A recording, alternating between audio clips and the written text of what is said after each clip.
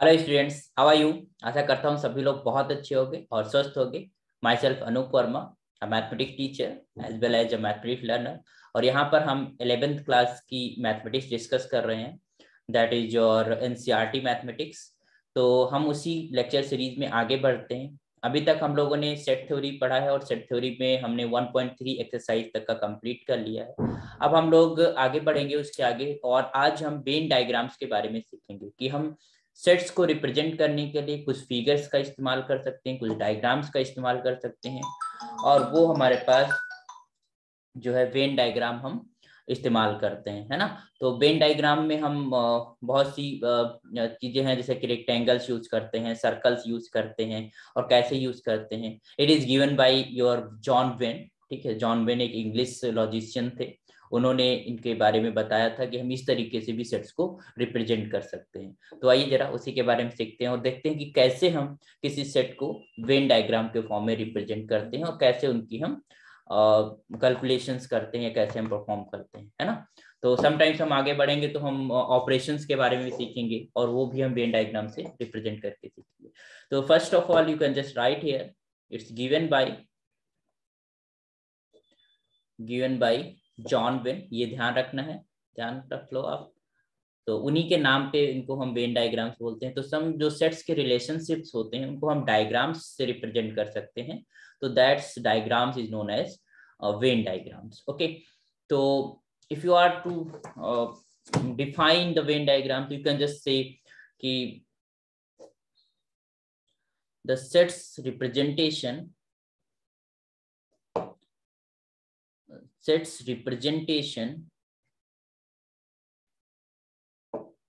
by diagrams is known as Venn diagram। क्योंकि उन्होंने ही दिया था, इसे उनके नाम पे हम वेन डायग्राम है, इस तरीके से भी हम कह सकते हो, है ना। बाकी तो सिंपल सा आपको रिप्रेजेंटेशन देखना है, ठीक है, डायग्रामेटिकली कैसे रिप्रेजेंट करते हैं। ठीक है, तो जनरली हम जो रिप्रेजेंट करते हैं, ठीक है, तो जो भी हमारे पास फिगर्स होते हैं, डायग्राम्स होते हैं, वो मोस्टली हमारे पास रेक्टेंगल्स या कह सकते हो linear close figures represent, like circles है, ट्रायंगल्स है ना, क्वाड्रेटल है, या कह सकते हो रेक्टेंगल्स है, इनका हम इस्तेमाल करते हैं। तो you can just right also, you these figure, ताकि आपको ध्यान में रहे, आप लिख सकते हो these diagrams consist of rectangles and closed curve।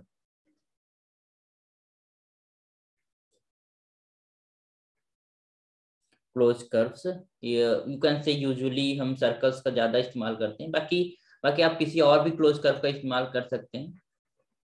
ठीक है, जरूरी नहीं कि आप सर्कल ही यूज करें, लेकिन मोस्टली सर्कल ही इस्तेमाल किया जाता है। ठीक, तो जो यूनिवर्सल सेट होता है, यू नो दैट कि universal set and there subset is there, अगर इनका हमें रिप्रेजेंटेशन कहीं करना है तो we can just use rectangle for the universal set, and other जो सबसेट है उनके लिए हम सर्कल का यूज करेंगे, है ना। यू कैन जस्ट से कुछ पॉइंट्स हैं जिनको आपको दिमाग में रखना है। The universal set is represented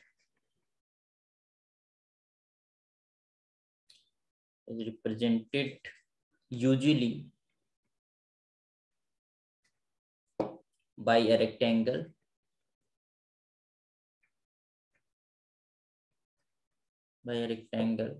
and जो इसके सबसेट्स हैं उनको हम सर्कल से रिप्रेजेंट करते हैं, एंड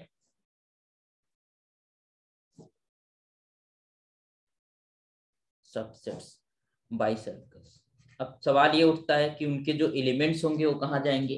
तो हम जो फिगर बनाएंगे क्लोज फिगर, उसके अंदर हम उनके एलिमेंट्स को रिप्रेजेंट करेंगे। और अगर हमारे पास होल सेट के अंदर डायगोनली हमारे पास कॉमन एलिमेंट्स है, तो उनको हम एक बार ही एलिमेंट्स को लिखेंगे। अभी हम कुछ इलस्ट्रेशन देंगे तो उससे बहुत कुछ क्लियर हो जाएगा हमारा, बहुत सी चीजें हमारी क्लियर हो जाएंगी, बहुत सी चीजें सॉर्ट आउट हो जाएंगी। तो उस इलस्ट्रेशन को हम देखते हैं। I'm just writing, taking this one, okay। तो यूजुअली ये ध्यान रखना है कि यूनिवर्सल सेट है तो उसे रिप्रेजेंट से हम यूज करते हैं। तो जैसे कि हमने एक छोटा सा हम एग्जाम्पल, इसे एग्जाम्पल के फॉर्म में लिखते हैं। जैसे कि हमने ले लिया एक सेट ले लिया यू, ठीक, और यू के अंदर हमने एलिमेंट्स लिए, जस्ट राइट 1 ले लिया, 2 ले लिया, 3 ले लिया, 4 5 6 7 8 9 एंड 10 हमने ये ले लिए, ठीक है। और एक सेट ले लिया, and you is for universal set. एक सेट ले लिया हमने ए, ठीक, और इसके अंदर हम कुछ एलिमेंट्स लिखे, that is your even numbers only, 2 4 6 और 8 10, है ना, ये हमने लिख दिए। तो अब एक चीज ध्यान दीजिएगा कि हम सबसे पहले तो फिगर्स ड्रॉ करेंगे। तो हमने जस्ट रिटन हियर, ये रेक्टेंगुलरी हमने रेक्टेंगल बना दिया है। किसके लिए? थोड़ा सा सही नहीं बन रहा है, रेक्टेंगल ही अज्यूम करिएगा आप लोग, ठीक है। तो ये हमने ले लिया, this is representing the you, है ना। अब इस रेक्टेंगल के अंदर जो भी एलिमेंट्स होंगे that is representing the elements of you. You के सारे एलिमेंट्स इसके अंदर हमें रखने हैं, ठीक। इसी के अब ऑब्वियसली हम देख रहे हैं कि ए इज द सबसेट ऑफ, यहाँ पर हम क्लियरली हम कह सकते हैं, you can just right here clearly, A is the subset of you, ये यू का सबसेट है, ठीक है। तो सबसेट है 2 4 6 8 10, वो यू के अंदर भी है, तभी तो यू को हम यूनिवर्सल सेट कह पा रहे हैं, ठीक है।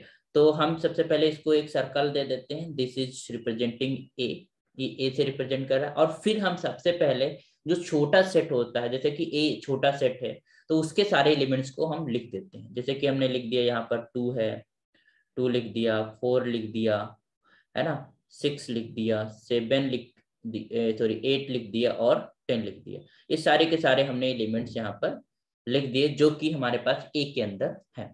अब ये एलिमेंट्स हमारे यू के अंदर भी, अब देखिए ये इसके एक जो ए है दैट इज इन यू, तो ये 2 4 6 8 जो एलिमेंट्स है वो यू के भी एलिमेंट्स लिख गए। अब हमें इन्हें दोबारा लिखने की जरूरत नहीं है। अब और जो एलिमेंट्स हमारे पे बचे हुए यू के, उनको हम बाहर डाल देंगे। दिस इज योर 1 2 तो हो गया, फिर 3 डालेंगे, 4 हो गया, 5 डालेंगे, 6 हो गया, 7 डालेंगे, और 8 हो गया, 9 हम डालेंगे, और 10 हमारे पास हो गया।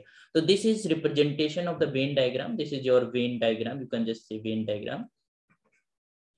डायग्राम फॉर दीज सेट्स, है ना। ये जो गिवन सेट्स हैं उनके लिए हमारे पास वेन डायग्राम होगा। ध्यान देना, जो एलिमेंट हम यूज कर चुके हैं उस भाई अब ये पूरा पूरा ए इसके अंदर आता है, वो एलिमेंट्स हमने एक बार रिप्रेजेंट कर दिया, तो एक एलिमेंट किसी सेट के अंदर दोबारा लिखने की जरूरत नहीं होती। यू का मतलब पूरा रेक्टेंगल और ए का मतलब ये केवल सर्किल। तो सर्किल के अंदर जो लिखे हैं वो यू के अंदर उस रेक्टेंगल के अंदर भी तो आते हैं, तो उनको हमें दोबारा रिप्रेजेंट करने की जरूरत नहीं है। अगर हम मान लो सपोज दैट हमने एक हमने एग्जांपल लिया और उसको वेन डायग्राम से लिया। सपोज दैट हमने लिखा this is your Venn diagram, हमने बनाया यहाँ पे, और यहाँ पर हमने 2 सर्कल बनाया, एक हमने सर्कल ए है और एक सर्कल बी है। दिस इज योर ए और this is your B and this is your you.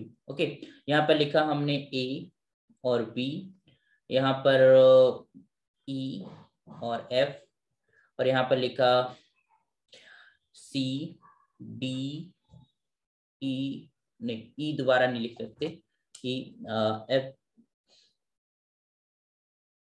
जी और एच। सपोज दैट हमने ये लिख दिया। तो अब अगर हमें इस वेन डायग्राम को देखकर हमें सेट्स लिखने हो, ठीक है, this is your Venn diagram को अगर हमें देखकर सेट्स लिखने हो, डायग्राम ओके, अगर सेट्स लिखने हो तो हम कैसे लिखेंगे? देखिएगा, अगर हमें ए लिखना है तो ऑब्वियसली ए के अंदर हमारे पास स्मॉल ए और स्मॉल बी है, ठीक है। और अगर हम बी के अंदर एलिमेंट्स लिखना चाहें तो केवल ई है और एफ है, ठीक। लेकिन जब हम यू लिखने जाएंगे तो यू के अंदर सारे एलिमेंट्स आएंगे, क्योंकि ए पूरे के पूरे हमारे रेक्टेंगल के अंदर आ रहा है, ठीक है। तो दिस इज योर ए कमा बी, फिर हमारे पास सी भी आएगा, डी भी आएगा, ई भी आएगा, एफ भी आएगा, और जी भी आएगा, और एच भी आएगा। तो दिस इज योर यू। तो इस तरीके से हम रिप्रेजेंटेशंस करते हैं वेन डायग्राम्स के। तो आई होप समझ में आया होगा कि किसी सेट को वेन डायग्राम में कैसे रिप्रेजेंट करना है। ओके, तो this is your, okay, got it. तो अभी हम एक एग्जांपल डिस्कस कर लेते हैं। If just want to represent in the Venn diagram, so just write an example है।